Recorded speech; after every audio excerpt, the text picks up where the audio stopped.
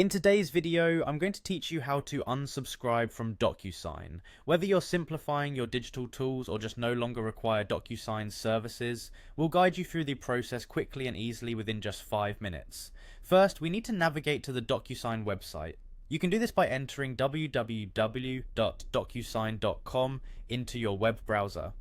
Once you've successfully reached the home page, look towards the top right corner of the screen and find the login button. Click on it to continue.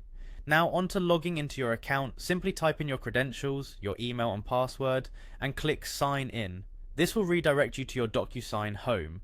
It's essentially your control center where you manage everything from documents to configurations. With your home page displayed, you'll want to direct yourself towards the admin section. This is usually located in the main navigation toolbar, so go ahead and click there.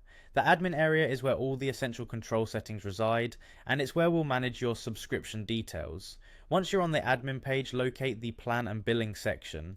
This part of your account setup is crucial as it contains all the information about your current plan, including billing specifics and renewal dates. When you've found the plan and billing option, click to open it. You're almost done. Here within plan and billing, you will find all the necessary details about your subscription plan. If you're ready to proceed with unsubscribing, the next steps are pretty straightforward. Look for an option or a button that allows you to cancel or modify your plan. It may read something like cancel subscription or modify plan. Clicking this will prompt Docusign to acknowledge your request for unsubscription.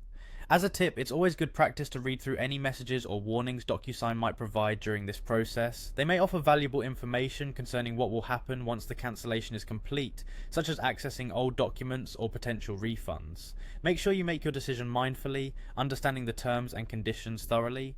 Finally, follow any further prompts to confirm your decision. Once confirmed, you should receive a notification or email acknowledging your successful unsubscription. Keep this acknowledgement for your records just in case you need it in the future.